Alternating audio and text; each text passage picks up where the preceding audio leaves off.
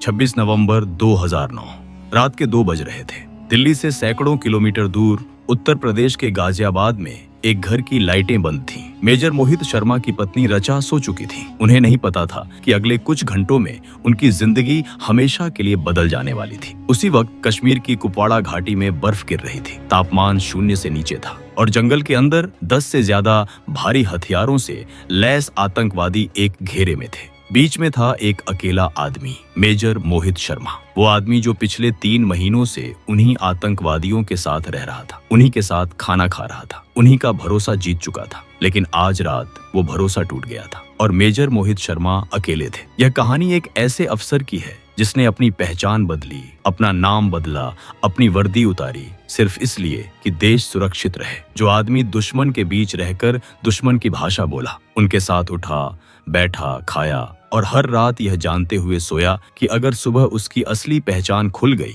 तो सुबह होगी नहीं, और जब वक्त आया तो लड़ा भी अकेले। ये कहानी सिर्फ एक मुठभेड़ की नहीं है, यह कहानी है उस इंसान की जो हर दिन अपने आप से लड़ता रहा और कभी हारा नहीं। मोहित शर्मा का जन्म 13 जनवरी 1978 को हरियाणा के रोहतक में हुआ था। मध्यम वर्गीय परिवार, पिता सरकारी नौकरी में थे, माँ घर संभालती थीं। घर में अनुशासन था पर सेना की कोई परंपरा नहीं थी, कोई फौजी पृष्ठभूमि नहीं थी। मोहित खुद अपनी राह चुनने वाले थे, पढ़ाई में तेज थे, खेलों में आगे थे। स्कूल के दिनों में उनके टीचर अक्सर कहते, यह लड़का सामान्य नौकरी के लिए नहीं बना, इसके अंदर कुछ और है। वो बात क्या थी, यह शायद मोहित को भी उस वक्त पूरी तरह समझ नहीं आती थी, लेकिन एक बेचैनी थी, कुछ बड़ा करने की, कुछ साबित करने की। रोहतक के उनके पड़ोसी आज भी याद करते हैं कि मोहित बचपन में सुबह 4 बजे उठकर दौड़ने जाते थे। किसी ने नहीं कहा था, किसी ने नहीं सिखाया था, यह उनका अपना चुनाव था। जब बाकी बच्चे सो रहे होते तब मोहित रोहतक की उन सुनसान सड़कों पर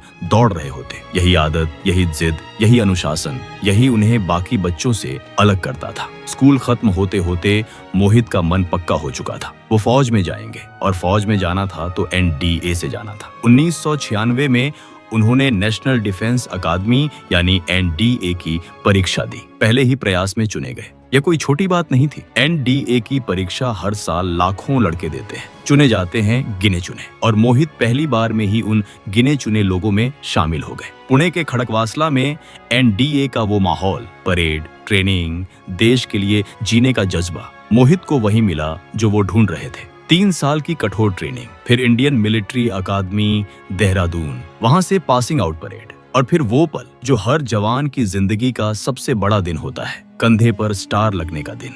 2001 में उन्हें भारतीय सेना की 5 पैरा स्पेशल फोर्सेस में कमीशन मिला। ये भारत की सबसे एलीट यूनिट्स में से एक है। यहाँ हर जवान को साल भर की कठिन ट्रेनिंग से गुजरना होता है। पैरा कमांडो बनना आसान नहीं, बहुत कम लोग पूरी ट्रेनिंग पूरी कर पाते हैं। मोहित ने की। स्पेशल फोर्सेस की ट्रेनिंग इंसान को अंदर से बदल देती है, शरीर को तो तोड़ती ही है, लेकिन जो बात ज्यादा मायने रखती है वो ये है कि यह ट्रेनिंग दिमाग को भी तराशती है। दबाव में कैसे सोचें, अकेले कैसे फैसला लें, जब सब कुछ गलत हो रहा हो तब भी सही काम कैसे करें। ये सब मोहित ने उन्हीं सालों में सीखा। स्पेशल फोर्सेस में उनके साथ ट्रेनिंग करने वाले अफसर बताते हैं कि मोहित वो इंसान नहीं थे जो सबसे जोर से चिल्लाएं, वो इंसान थे जो सबसे मुश्किल वक्त में सबसे शांत रहते थे। जब बाकी लोग घबरा जाएं, जब स्थिति हाथ से निकलती लगे, तब मोहित के चेहरे पर एक अजीब सा सुकून होता था, जैसे उन्हें पता हो कि आगे क्या करना है। यही उनकी सबसे बड़ी ताकत थी।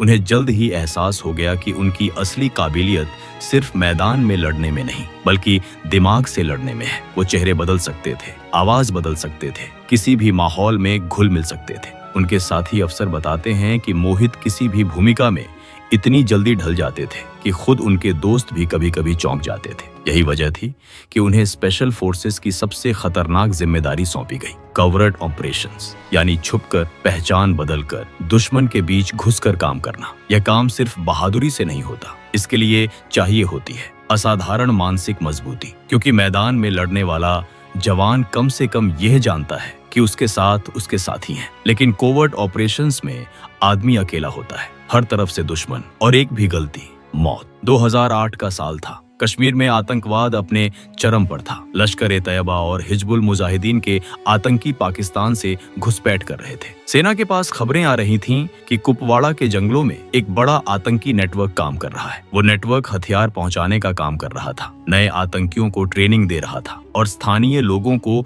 डरा धमकाकर अपने साथ जोड़ रहा था। उस नेटवर्क को अंदर से तोड़ना था। बाहर से हमला करने से काम नहीं चलता, क्योंकि जंगल घना था। आतंकी तितर बितर हो जाते, पकड़ में नहीं आते और जब तक सेना पहुंचती वो निशान भी नहीं छोड़ते। एकमात्र रास्ता था अंदर घुसना। मेजर मोहित शर्मा को चुना गया। यह फैसला आसान नहीं था। अफसरों को पता था कि वो अपने सबसे काबिल अफसरों में से एक को उस अंधेरे में भेज रहे हैं जहां से वापस आने की कोई गारंटी नहीं थी। ऑपरेशन की ब्रीफिंग हुई, जोखिम गिनाए गए और जब पूछा गया कौन जाएगा तो मोहित ने खुद हाथ उठाया था। उन्होंने अपनी वर्दी उतारी, अपना नाम बदला, एक नई पहचान बनाई, एक नया इतिहास गढ़ा जो झूठा था लेकिन इतना पक्का था कि कोई पकड़ न सके। और उस नई पहचान के साथ वो उस नेटवर्क में दाखिल हो गए। पहले कुछ हफ्ते सबसे मुश्किल थे। आतंकी किसी पर जल्दी भरोसा नहीं करते, वो परखते हैं, छोटी छोटी बातों पर नजर रखते हैं। बोलने का तरीका, खाने की आदतें, नमाज का वक्त, आंखों में क्या है, इन सब पर नजर रहती है। मोहित ने हर परीक्षा पास की। धीरे धीरे भरोसा बना। वो उनके नेटवर्क में गहरे उतरते गए। महीनों तक वो उन्हीं लोगों के साथ रहे जो भारत के दुश्मन थे। उनके साथ सोए, उनकी बातें सुनी, उनकी योजनाएं जानी, उनके ठिकाने पहचाने, उनके रास्ते नोट किए और एक एक जानकारी सेना तक पहुंचाते रहे, इतनी सावधानी से कि कोई भनक न पड़े। उन 3 महीनों में मोहित एक बार भी अपने घर नहीं गए, अपनी पत्नी से बात नहीं कर सके, अपने परिवार को नहीं बता सकते थे कि वो कहाँ है। उनके माता पिता को नहीं पता था कि उनका बेटा किस अंधेरे में है, क्योंकि एक भी गलती, एक भी लापरवाही उनकी जान ले सकती थी। यह काम इंसान की नसों को तोड़ देता है। हर पल एक डर, कहीं पहचान न खुल जाए। रात को नींद आती थी तो सपने में भी वही डर। सुबह उठते तो पहला ख्याल यही, आज कोई गलती मत करना। एक गलती, एक संदेह और सब खत्म। मोहित 3 महीने तक उस डर के साथ जीते रहे और हर बार परीक्षा में पास होते रहे। और फिर आई वो रात, 21 मार्च 2009। खुफिया जानकारी के आधार पर सेना ने ऑपरेशन शुरू किया। कुपवाड़ा के लोलाब घाटी में हाजिन इलाके के जंगलों में आतंकियों को घेरा जाना था। उस ऑपरेशन की नींव उसी जानकारी पर टिकी थी जो मोहित ने 3 महीनों में जोड़ जोड़कर इकट्ठी की थी। वो नक्शा, वो रास्ते, वो ठिकाने, सब मोहित की वजह से सेना को पता थे। मेजर मोहित शर्मा उस ऑपरेशन में सबसे आगे थे। जंगल घना था, रात अंधेरी थी, जमीन पर बर्फ थी और पैरों की आवाज दब नहीं रही थी। टीम आगे बढ़ रही थी, धीरे धीरे, सांस रोककर। हर पेड़ के पीछे खतरा हो सकता था, हर आवाज एक चेतावनी हो सकती थी और आतंकी पहले से अलर्ट थे। जैसे ही सेना ने घेरा कसा, मुठभेड़ शुरू हो गई। चारों तरफ से गोलियां चलने लगी, अंधेरे में फ्लैश चमकती, पेड़ों के पीछे से आवाजें आती। कहाँ दुश्मन है, कहाँ अपना आदमी, यह समझना मुश्किल था। गोलियां पेड़ों की छाल चीर रही थीं, जमीन पर बर्फ लाल हो रही थी। मेजर मोहित ने देखा कि उनके कुछ जवान फंस गए हैं। आतंकी भारी हथियारों से लैस थे और ऊंचाई पर थे। नीचे से ऊपर की तरफ लड़ना हमेशा मुश्किल होता है। जवान खुले में थे, अगर कोई तुरंत आगे नहीं बढ़ा तो वो मारे जाएंगे। मेजर मोहित आगे बढ़े,